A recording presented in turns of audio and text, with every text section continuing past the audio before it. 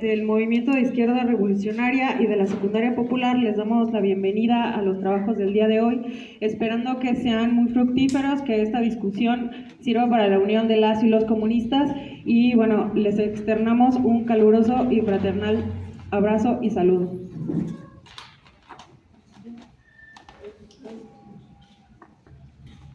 Compañeros y compañeras, camaradas, vamos a dar inicio a este magno evento. Agradecemos como Izquierda Democrática Popular fraternalmente a la Escuela Secundaria Carrillo Puerto que nos abre las puertas de su casa. Esperemos que sea de su agrado.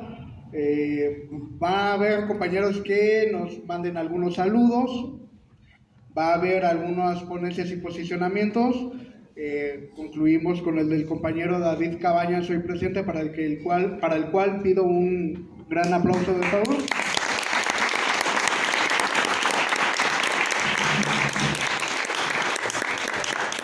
Y finalmente acabaremos con algunos sones ahí que nos traen preparados. Agradecemos mucho y esperamos que sea de su agrado. Gracias.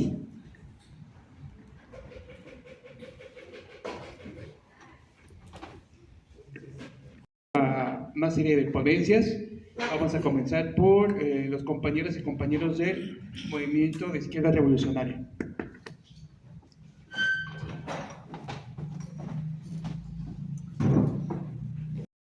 Es un gusto estar aquí presentes.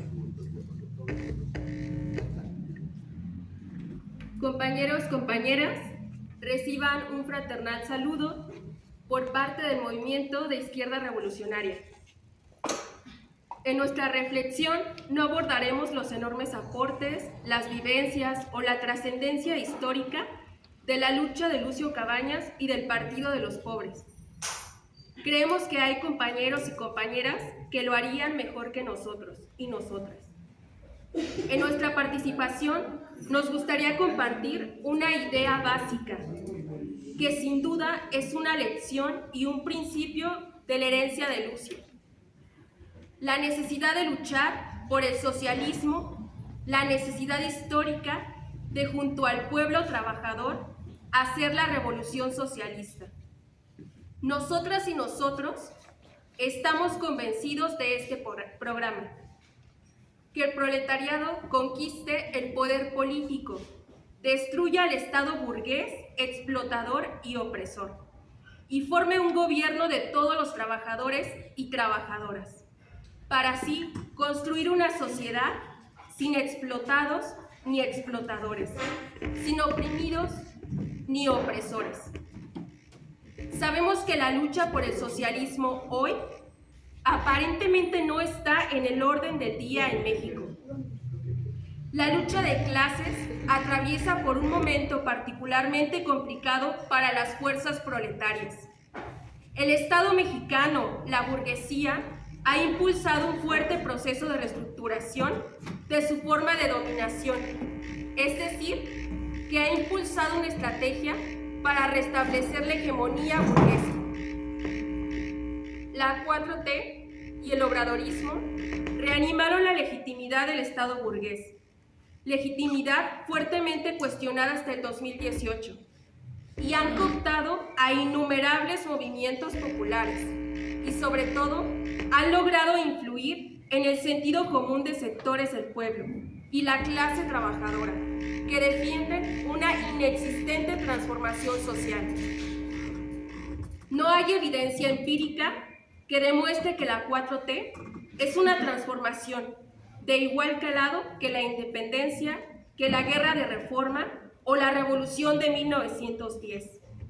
Mucho menos se puede decir que se hayan detenido las lógicas expoliadoras y explotadoras propias del sistema capitalista neoliberal. No sobra decir que no se puede hablar de transformación social si los mismos dolores profundos continúan atormentando el alma del pueblo. Feminicidios, desapariciones forzadas, desempleo, hambre, pobreza, represión y explotación son el pan de cada día del pueblo trabajador. Es por ello que, a pesar de que no está de moda, nosotras y nosotros en el MIR estamos totalmente convencidos de la urgente necesidad de luchar por el socialismo. La lucha por la revolución socialista no es un capricho.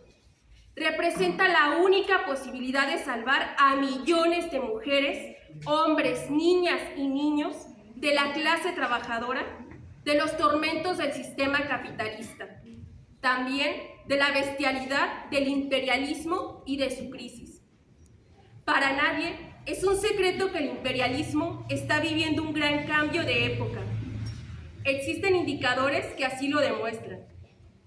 La gran recesión económica mundial, la cual inició con la crisis de 2008 y se profundizó por las consecuencias económicas de la pandemia en el 2020, derivando en procesos acelerados de crecimiento de precios y poco o nulo crecimiento económico. La crisis de Estados Unidos, que se presenta con niveles de crecimiento económicos muy bajos y altos niveles de inflación, lo cual podría repercutir en México con mayor desempleo, pobreza y mayores niveles de explotación. El paso gradual del poder económico, político y militar de Occidente a Oriente, que amenaza con desatar una guerra mundial, de la cual el conflicto entre Estados Unidos y Rusia en Ucrania es apenas una pequeña muestra. La crisis medioambiental, que amenaza con destruir las condiciones materiales de vida de la humanidad. El agotamiento de las reservas de petróleo y con ello el colapso total de la División Internacional del Trabajo. La crisis del modelo de petroagricultura sostenido por los agronitrogenados provenientes del petróleo, que amenazan con condenar a la hambruna a miles de millones de seres humanos. Y el ascenso del nacionalismo y en algunos casos del fascismo es una realidad de nuestra época. Con este escenario histórico, pareciera que hoy más que nunca es necesario y urgente la lucha por el socialismo. Sin embargo, las fuerzas revolucionarias no somos el referente de grandes masas. Nuestro programa no tiene el alcance requerido por el momento histórico. Por el contrario, desde nuestra lectura política existe un fuerte aislamiento de las fuerzas comunistas. La izquierda, que se ha logrado construir como hegemónica, es la izquierda que se niega a la lucha de clases, que niega la necesidad de cuestionar el Estado burgués, que promueve el militarismo, la criminalización de las normales, la represión de las comunidades indígenas y la descalificación del movimiento feminista. Es decir, la izquierda que tiene un papel protagónico hoy es la izquierda socialdemócrata. Sin embargo, la negativa de combatir radicalmente al capitalismo y al imperialismo y por tanto a toda la burguesía hacen que la historia de la socialdemocracia, de derecha o de izquierda, desde 1914, sea la historia de los trabajadores, sea la historia además de una claudicación y renuncia a la emancipación de la clase, o en el menor de los casos, una historia de derrota y fracaso, en sus intentonas por reformar al capitalismo. A las fuerzas comunistas nos toca seguir luchando por el socialismo, seguir insistiendo en la necesidad de la unidad de todos y todas los comunistas. Ser comunista hoy es un acto no solo de honor ante la historia, como lo apunta José Saramago. Sobre todo, es un acto de realismo épico que asume que la verdadera transformación social implica una batalla frontal contra la lógica incontrolable y destructiva del capital, contra la burguesía, que es 1000 veces más poderosa que la clase trabajadora, contra el imperialismo y sus formidables aparatos culturales y militares. El realismo épico de los comunistas nos permite saber que estamos en desventaja, que es imposible ganar en las actuales condiciones, pero que por nuestro carácter, coraje, valor y conciencia, nuestro destino es vencer. Vencer debe ser nuestra aspiración, debe nutrir nuestros sueños. Vencer debe despertar nuestras pasiones y ser nuestro oxígeno. Para el realismo épico de los comunistas, no hay más opción que vencer. Porque parafraseando a Fernández Retamar, sabemos que la humanidad hoy se juega la muerte. Este realismo épico implica asumir que no está de moda ser comunista, que no nos otorga ningún estatus, ni empleo o reconocimiento académico. Por el contrario, implica segregación, escarnio, mofa y burla de aquellos que, aunque no nos lo digan, nos temen, ya sea porque representamos realmente a sus enemigos de clase o porque exhibimos su reformismo servil al capital. Sabemos muy bien que, como diría Fidel Castro, son tiempos difíciles. Y en los tiempos difíciles, el número de vacilantes aumenta. En los tiempos difíciles, y esto es una ley de la historia, hay quienes se confunden, hay quienes se desalientan, hay quienes se acobardan, hay quienes se reblandecen, hay quienes traicionan, hay quienes desertan, y esto pasa en todas las épocas y en todas las revoluciones. Pero también en los tiempos difíciles es cuando realmente se prueban los hombres y las mujeres. En los tiempos difíciles es cuando se prueban realmente los que valen algo. El realismo épico con que los comunistas enfrentamos la lucha de clases es radical y eficaz, porque sabemos que de no lograr la epopeya de destruir al capitalismo y el imperialismo, la humanidad está en peligro de extinción, ya sea por la destrucción de las condiciones naturales necesarias para su reproducción o porque la guerra imperialista representaría un punto final. Por ello, ser comunista hoy no es para descorazonarnos, ni para espíritus mezquinos, no es para acomodadizos ni para transigentes. Nuestra tradición es otra muy diferente a la socialdemocracia. No somos hombres y mujeres que se atemorizan ante los hechos consumados. No renunciamos y no claudicamos en un afán pragmático o realista. Nuestra tradición y herencia es de otro tipo, como nos los enseñó Lucio. Somos realistas de otra estirpe. Nuestra convicción está dictada por la máxima guevarista de ser realistas y exigir lo imposible. Por eso, vemos con alegría y entusiasmo este espacio que estamos construyendo hoy en día. Seguir luchando por el socialismo, seguir insistiendo en ganar al pueblo a los ideales socialistas y buscar la unidad de las fuerzas revolucionarias. Nos parece que es el mejor aprendizaje que podemos adquirir de las enseñanzas de Lucio Cabañas.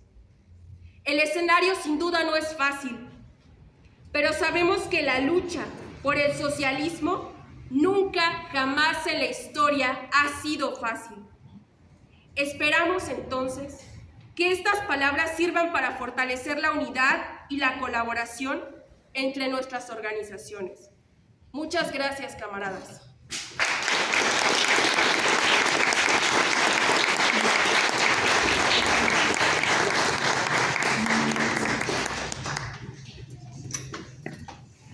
Bien, muchas gracias. A continuación vamos a tener la participación de las compañeras y compañeros de Izquierda Democrático Popular. Buenas tardes, compañeras, compañeros, todos los presentes. Agradecemos su asistencia a este sencillo homenaje que los convocantes decidimos hacer para recordar la imagen revolucionaria de la lucha popular encarnada en el maestro guerrillero comandante Lucio Cabañas Barrientos. Este año, la convocatoria de este evento tiene como ejes la defensa del normalismo rural, la oposición al militarismo iniciada por el régimen neoliberal y continuada por el obradorismo, y la unidad de la lucha por el socialismo. Estos tres ejes tienen que ver, desde nuestra óptica, con la coyuntura política nacional y la necesidad de que el pueblo pueda construir y contar con una alternativa que realmente signifique un cambio radical a la estructura de dominación y opresión de clase del sistema capitalista. Es la primera vez que nuestras organizaciones realizamos este evento aquí en Morelia, Michoacán. En años atrás hemos coordinado nuestros esfuerzos en la conmemoración de Lucio Cabañas en diferentes puntos de la Ciudad de México y la ciudad de Toluca.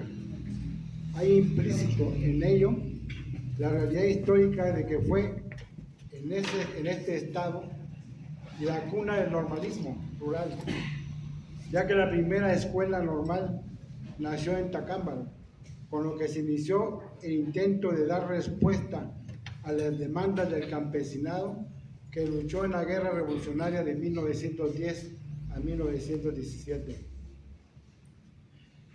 Las escuelas normales rurales son producto de un proceso revolucionario. Nacen en 1922 con la idea de imprimir un cambio en las comunidades rurales a través de la educación. El plan consistió en formar maestros con la capacidad de enseñar a leer, a escribir e introducir nuevas técnicas de agricultura, es decir, enseñar para producir.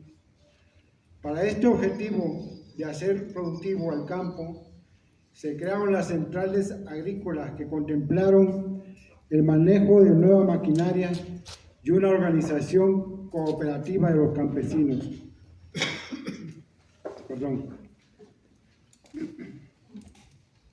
Estos dos parámetros son quizá dos indicios importantes de lo que históricamente más tarde Lázaro Cárdenas llamaría educación socialista. En la Secretaría de Educación Pública, en su edificio, hay un mural pintado por Diego Rivera en 1924. Ese mural lleva el nombre La Maestra Rural.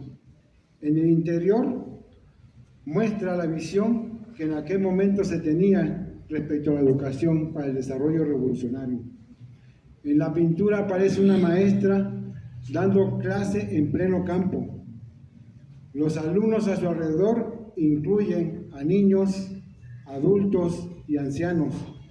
Más allá se observa a unos campesinos labrando la tierra, manifestando la conexión de la educación de los campesinos con la producción agrícola. Las dos bases del proyecto se evidencian con la función de la escuela rural con las centrales agrícolas en los años 30. Juntas se les nombró regionales campesinas. Contaron con un plan de estudios de 4 años y estaban destinados a formar tanto maestros rurales como técnicos agrícolas. Pilares de este modelo de producción agrícola y de desarrollo en el campo, los estudiantes, obviamente de origen campesino, y la estructura cooperativa que se proponía para la organización campesina, tenía a corto plazo la meta de hacer posible la autosuficiencia. La decisión se reflejó en el crecimiento del normalismo. Para 1926, oficialmente pasaron de ser regionales campesinas a ser normales rurales, y para 1931 ya existían 16 escuelas. Las escuelas normales rurales, desde principios del siglo XX, se pensaron desde el gobierno, con un carácter educativo, político, social y cultural, como la columna vertebral del sistema educativo mexicano, considerando que en aquel momento histórico la mayor parte de la población mexicana vivía en el campo y fue el campesino quien mayoritariamente participó en la revolución. Llegaron a existir 36 planteles y para darnos una idea del abandono posterior de esta política y la confrontación contra las escuelas normales rurales, contamos actualmente con 17.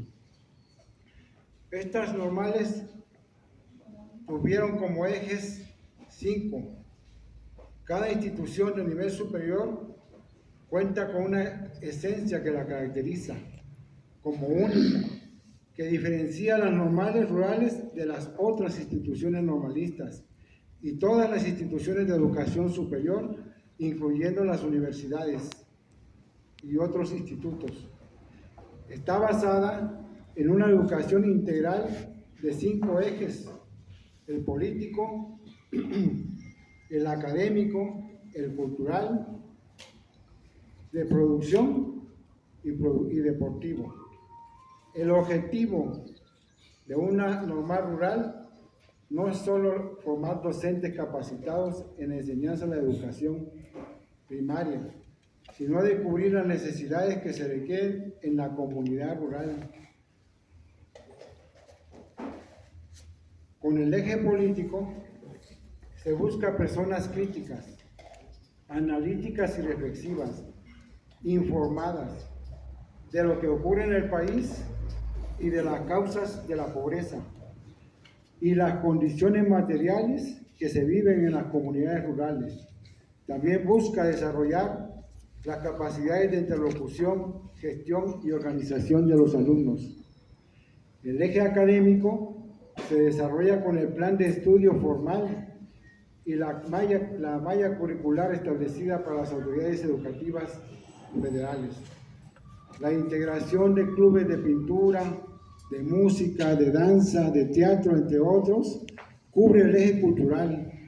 Los clubes realizan caravanas en las comunidades aledañas a las escuelas. El eje de los módulos de producción reivindica el carácter rural y campesino de los estudiantes, tanto en su origen como en su formación profesional.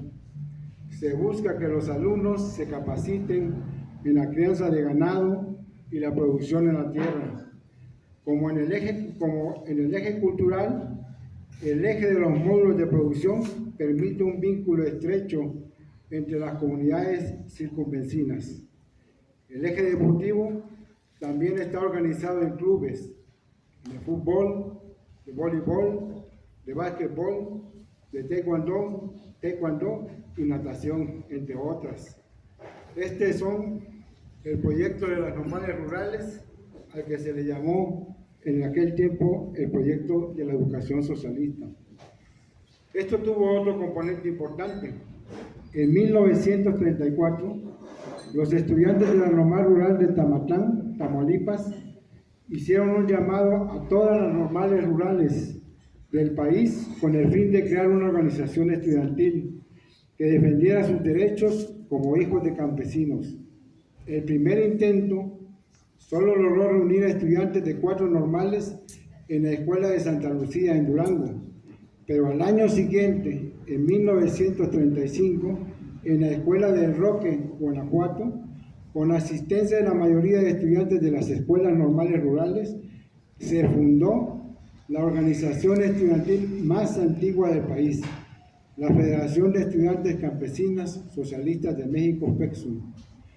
Fue la organización estudiantil campesina la que fue imprimiendo al normalismo rural la orientación marxista y en sus postulados se comenzaron a reflejar las ideas socialistas expuestas por el comunismo científico y la necesidad de aliarse con el proletariado en la lucha por la transformación social, asumiéndose al mismo tiempo como proletarios. La organización estudiantil, atendiendo el eje político del normalismo rural, agregaría al objetivo educativo y productivo del proyecto emanado de la revolución la visión marxista del nuevo proceso revolucionario. Entonces, el concepto de las escuelas normales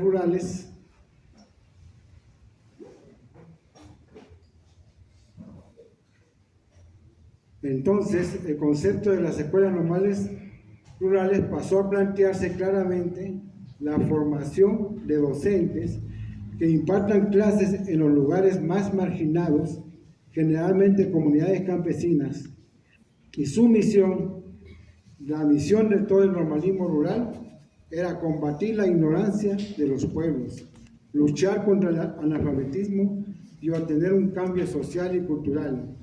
Es por eso que mientras la pobreza exista y continúe la explotación del hombre por el hombre, las normales rurales tendrán razón de ser y de existir. Por otro lado, el normalismo rural se convirtió en la alternativa para los hijos de los campesinos de escasos recursos, que no tenían otro lugar donde estudiar más que las escuelas normales rurales.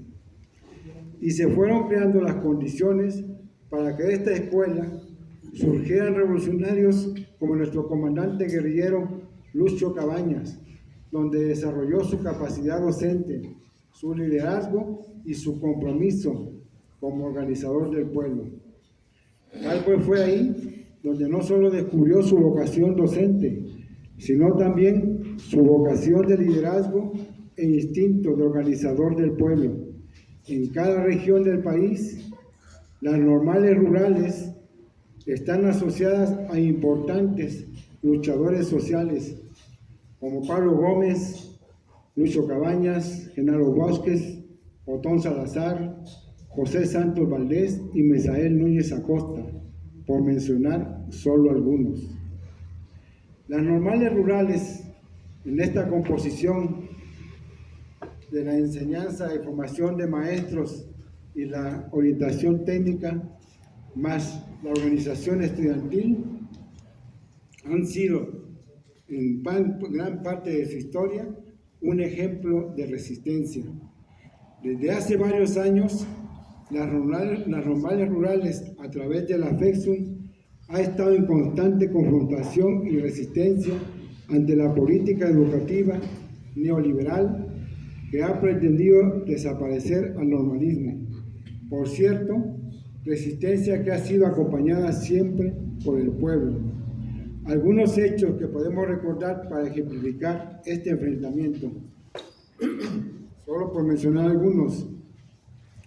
La batalla por la normal rural Luis Villarreal, el Meche, en enero del 2000, ante la exigencia de los estudiantes por más becas, el gobierno de Hidalgo respondió cortando el agua, el gas y la comida al internado. Poco después se trató de cerrar la normal. El gobierno mandó granaderos, policías para apoderarse del Mexe. La resistencia popular se manifestó en defensa de la escuela. En la batalla, la comunidad de Tepatepec capturó a 68 de los granaderos, quienes fueron atados y expuestos semidesnudos en la plaza del municipio Francisco Madero. La comunidad aceptó liberar a los policías a cambio de los estudiantes normalistas que habían sido detenidos en la defensa de la normal. Pocos días después, la Policía Federal Preventiva tomaba la UNAM para romper la huelga histórica del Consejo General de Huelga. En julio de 2008, el gobierno logró cerrar el México. Durante el sexenio de Gustavo Díaz Ordaz, se cerraron 15 de las 29 escuelas que existían en el país. Entre los argumentos del presidente, acusó a los normales de ser comunistas. El 1 de diciembre de 2007, la Policía Federal Preventiva reprimió a los jóvenes estudiantes de la normal de Ayotzinapa. Estos habían tomado las casetas de cobro en la autopista del Sol, exigiendo que se les garantizara plazas de trabajo, demanda que según los estatutos de las normales rurales es un derecho para todos los estudiantes. Un normalista tirado en el asfalto con la bota de un policía sobre su cuerpo es una de las imágenes difundidas por la prensa.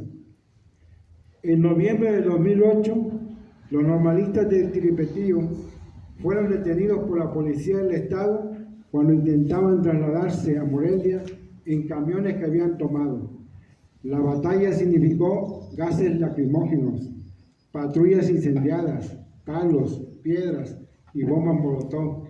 133 jóvenes detenidos.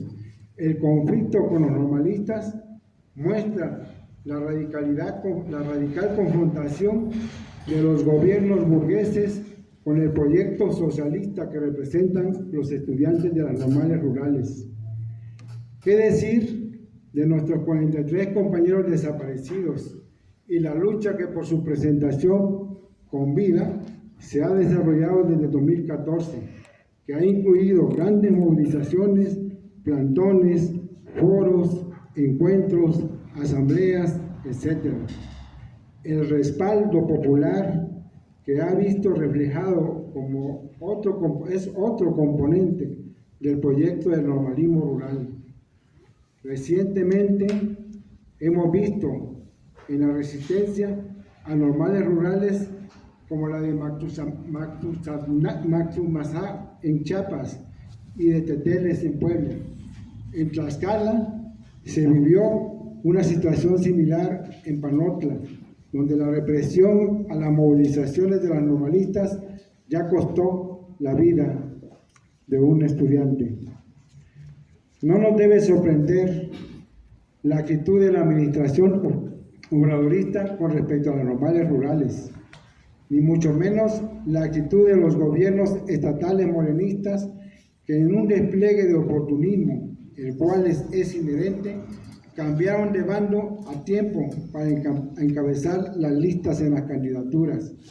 Tan solo Tlaxcala y Puebla, dos estados gobernados por morenistas chapulines, las normales rurales que se asientan ahí han sufrido la brutal represión.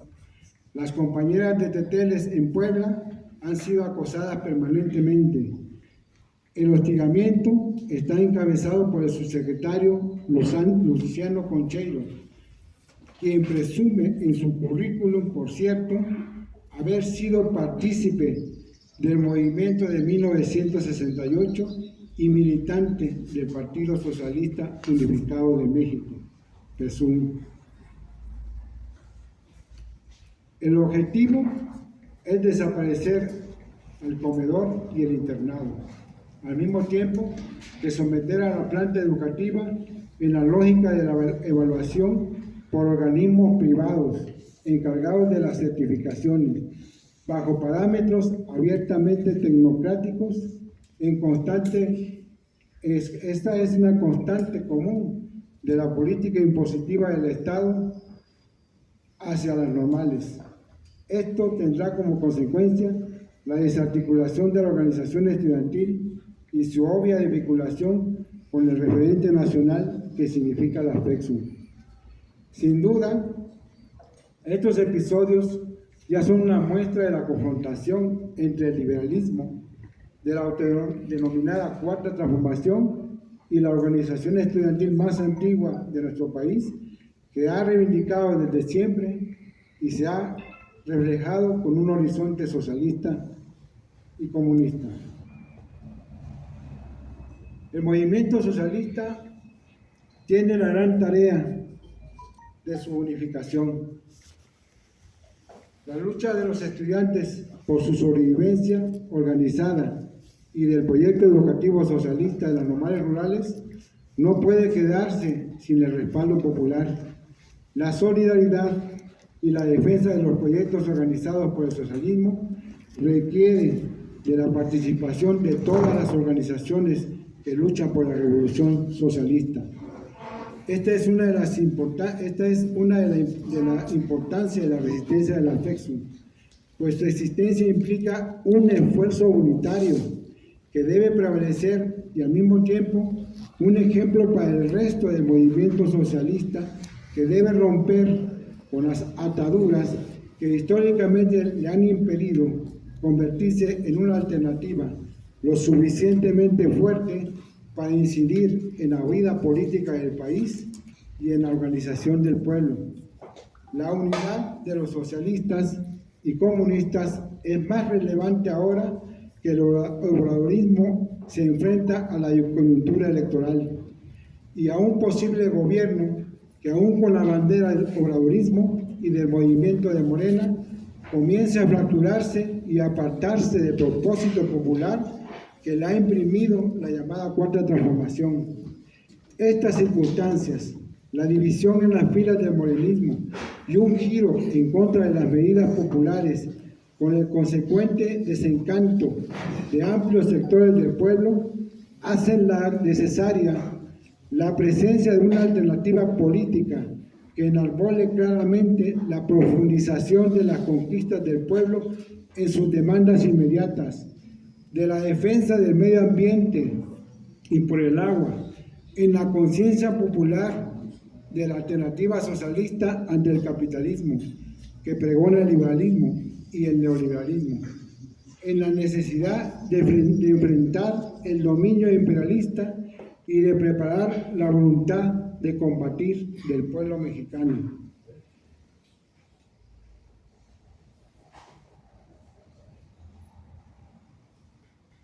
Muchas gracias, compañeros.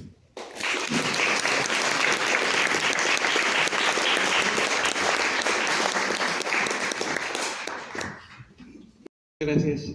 A continuación vamos a tener palabras del compañero David Cabañas. Perdón, buenas tardes. Pues recordar esta fecha, bueno, la de ayer, que es histórica porque esa es la fecha en que, en un sentido, se nos va Lucio físicamente, ¿verdad? Pero que pasa la historia como el guía que fue permanente en este proceso del que ya describían tanto la compañera del MIR como el compañero Rubén, de la organización de la que formamos parte, de quién es Lucio, quién fue Lucio y la historia de los normalistas, ¿verdad?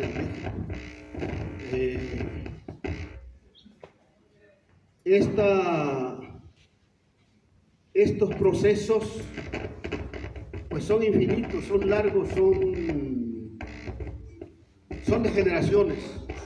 De alguna manera se los comentaba a los compañeros que hace rato hablaban con ellos, ¿verdad? Y se los comento siempre a los compañeros con los que tengo la suerte de platicar y que me dan la oportunidad y me hacen el honor de oír, de que estas luchas son largas, son infinitas, ¿verdad? Y no son de hoy. Pues tendríamos que hablar del Imperio Azteca, que fue ocupado por los conquistadores, y cómo los aztecas tuvieron que defender pues sus territorios, su país, su lugar donde vivían, pues, ¿verdad? Y es ahí donde, a ver si deja de introducir la cola el diablo de Peña Nieto, de Calderón, o no sé de quién, tantos de esos neoliberales, ¿no?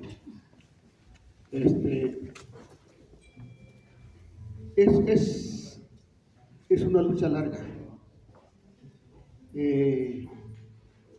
Los viejitos como yo nacimos ahí, en ese sistema capitalista brutal, ¿verdad?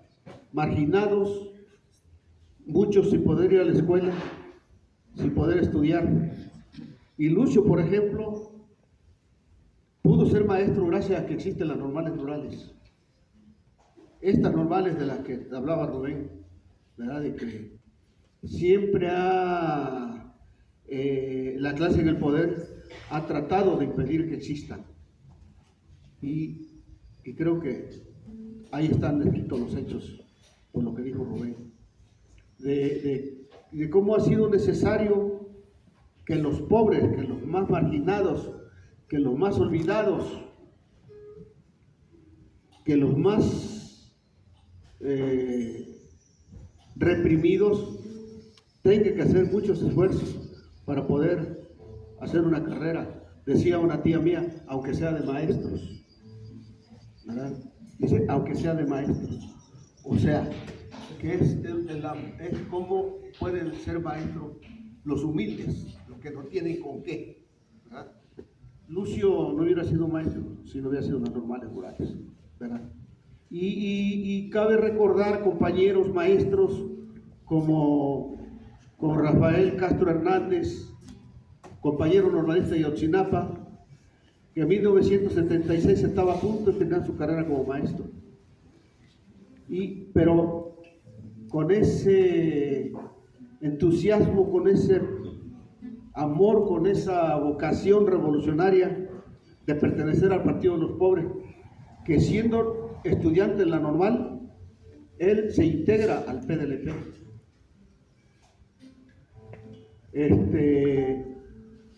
Ya simpatizaba, pero cuando muere Lucio, siendo normalista, pero en el 76 él está a punto de graduarse como maestro. Y él va a la normal a renunciar a su titulación, porque él se integra al PDLP de tiempo completo y está desaparecido. Meses después, en noviembre del 76, lo capturan en la Ciudad de México herido y está desaparecido desde hace tiempo. Es de la Sierra de Atoyac, Rafael Castro Hernández, un joven, tendría 19 años en ese tiempo. Y recordar también en este homenaje también a los compañeros que fueron bases nuestras, las bases de Lucio, la base que creó a nivel magisterial. En aquel tiempo existía ya en Atoyac el MRM, que era una ramificación del Partido Comunista, el Movimiento Revolucionario del Magisterio, que creó Otón Salazar, ¿verdad? Y yo les cuento de esto porque a Jacob Nájera, pues yo lo veía, yo lo iba a ver, yo vivía en San Jerónimo. Pero fue una base, una relación que Lucio construyó, no sé de cuándo, porque Lucio me llevaba por lo menos una diferencia de 10 o 11 años de edad. Cuando yo era niño, él era un hombre joven de 21 años, 22.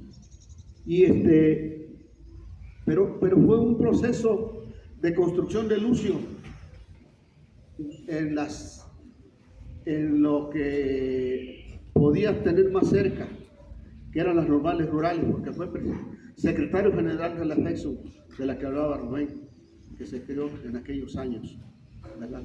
En años atrás. Jacob Nájera era un compañero base de apoyo nuestro y en el 74 lo desaparecieron.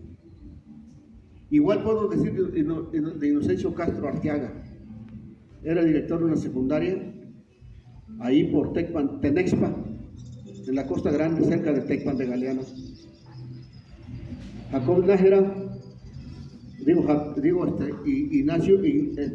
Inocencio Castro Arteaga, él fue, por circunstancias de la vida y por ser de la región, conoció a Rubén Figueroa, el cacique de Guerrero, el que secuestramos el 30 de mayo del 74.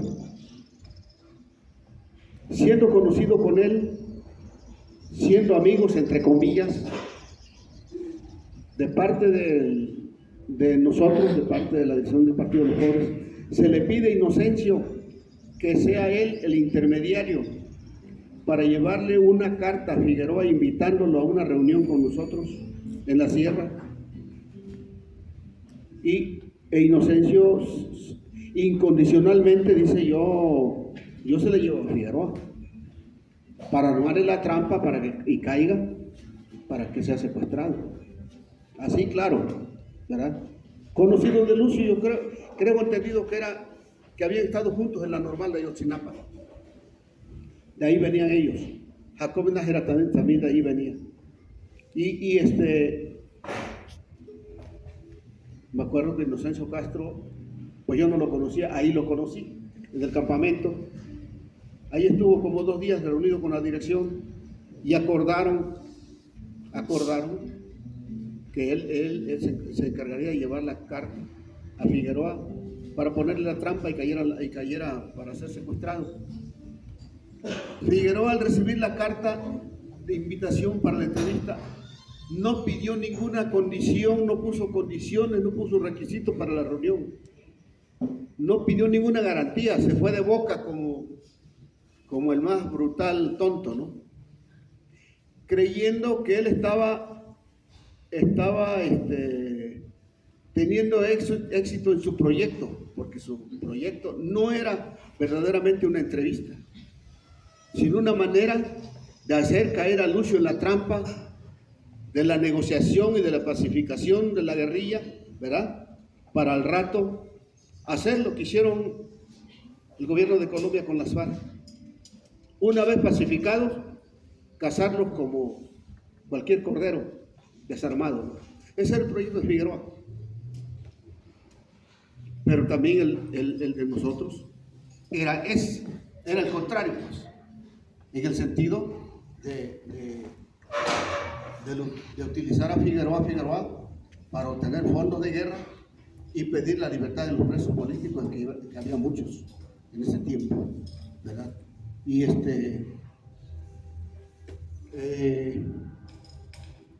se acordó con Inocencio Castro Arteaga que él hiciera eso, pero además se le sugirió, se le dijo claramente: a partir de este momento tú vas a ser un perseguido y tu vida va a estar en peligro todo el tiempo, porque vas a hacer la trampa para que Figueroa caiga. Y con ese acuerdo, Inocencio Castro Arteaga se bajó de la sierra, pero lamentablemente no tomó las medidas que se le recomendaron. Inocencio Castro Arteaga está desaparecido desde ese año 74. Maestro también, maestro.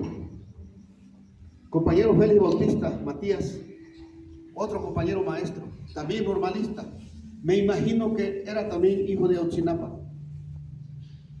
El compañero Félix Bautista Matías, él trabajaba en Atoyac y era también la base nuestra, nuestros oídos, nuestros ojos ahí, ¿verdad? En la escuela y en la ciudad.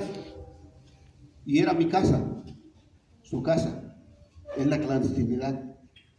Cometíamos errores, no debía haber llegado yo a su casa, pero pues cuando uno todavía no sabe de los peligros de la guerra y de la inteligencia y todas esas cosas, mete las patas muchas veces, pero de suerte no pasó nada, ¿verdad? Y puedo contarles el cuento. Y así puedo seguirle contando de muchos compañeros maestros, ¿verdad? Que junto a Lucio lucharon, ¿verdad? Otón Salazar, uno de los fundadores del MRM, allá en Guerrero por lo menos, ¿verdad? Otón Salazar, todavía lo pude conocer después de salir yo de la cárcel. El día 3 de diciembre para mí es un día muy, muy importante, porque el día 3 de diciembre de 1975 cae en combate un compañero nuestro, sobreviviente de la guerrilla allá en la sierra, Eloy Morales Gervasio, junto al compañero Juan Onofre Gervasio, jovencito de 16 años. Lo cerca la policía judicial en Jojutla, Morelos, y ahí ellos caen combatiendo, defendiendo la casa en que se atrincheraron. Y es que Eloy estaba herido un rozón en la cabeza y un balazo en la pantorrilla. De un enfrentamiento que había tenido con la policía estatal en Cuernavaca, Morelos, el 29 de noviembre de ese mismo año. Se le pudo retirar del lugar del enfrentamiento, se le llevó a una casa a Jojutla a atenderlo, y es por circunstancias y un conjunto de errores que todavía no acabamos de definir cómo fue exactamente que llegó la policía a la casa. Que la policía judicial, se dice que 20 carros llenos de judiciales cercaron la manzana, y pues como consecuencia del enfrentamiento que habían tenido el 29 de noviembre de ese mismo año, la policía estaba muy asustada y temerosa hasta el grado del terror. Cuando entran disparando a la casa, no hubo tiempo de muchas cosas. De los compañeros fueron masacrados ahí prácticamente. Aún así, se dice que hubo 6 judiciales muertos de ese cerco. Y es que el 29 de noviembre los compañeros habían dado muerte a 6 policías estatales que habían intentado detenerlos y no pudieron detenerlos, y se replegaron con este compañero con heridas leves que no eran graves, pero lamentablemente ocurrió ese 3 de diciembre de 1975. Hoy están cumpliendo 47 años de ese hecho lamentable, donde un compañero o 2 compañeros, Eloy Morales Gervasio y Juan Onofre Gervasio, jovencito de 16 años, mueren ahí. Lo recuerdo ahora porque es el día que ocurre, y porque a los héroes de nuestras luchas nunca hay que olvidarlos, y siempre debemos tenerlos presentes. Junto a eso, pues hoy, ayer se cumplieron 48 años en que el hombre que me abrió los ojos en el sentido político también se nos adelantó, pero nos dejó grandes ejemplos, ¿verdad? Como el hecho de que la mochila más pesada de todos los guerrilleros era la suya, como el hombre que siempre proponía un conjunto de tareas a la hora de la reunión y él escogía la más difícil o la más peligrosa. El hombre que nunca dijo yo me bajo de la sierra y ya no vuelvo a la sierra.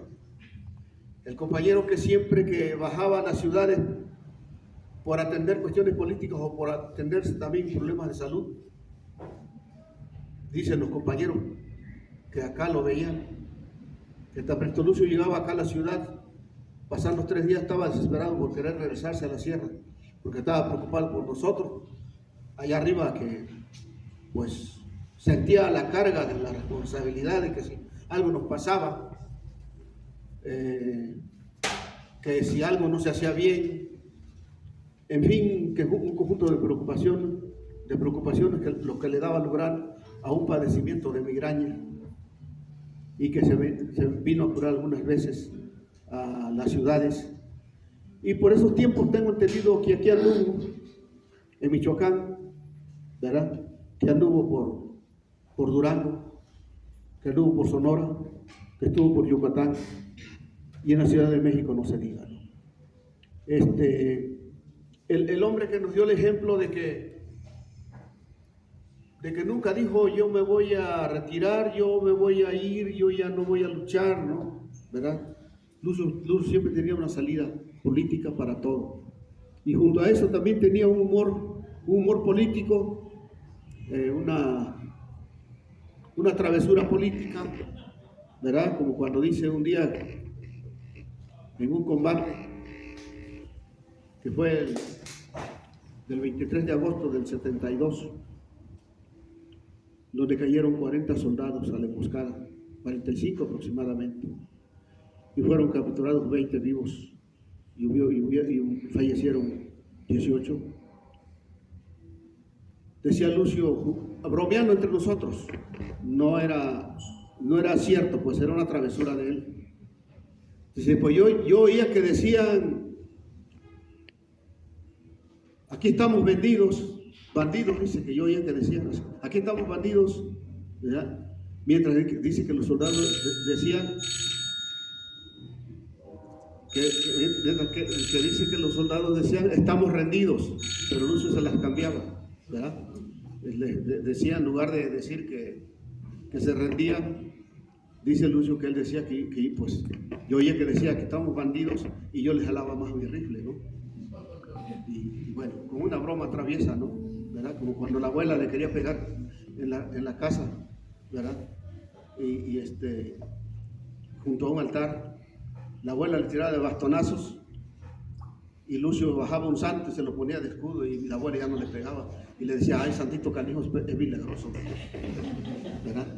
Y bueno, como esas cosas, como esa travesura que decía también, dice, bueno, mañana haremos esto si Dios quiere, y si no, de todos modos, ¿no? Pues hace 48 años que Lucio se nos adelantó dejándonos grandes ejemplos, y ese ejemplo aquí se ve presente con ustedes asistiendo a este importante homenaje recordatorio, ¿no?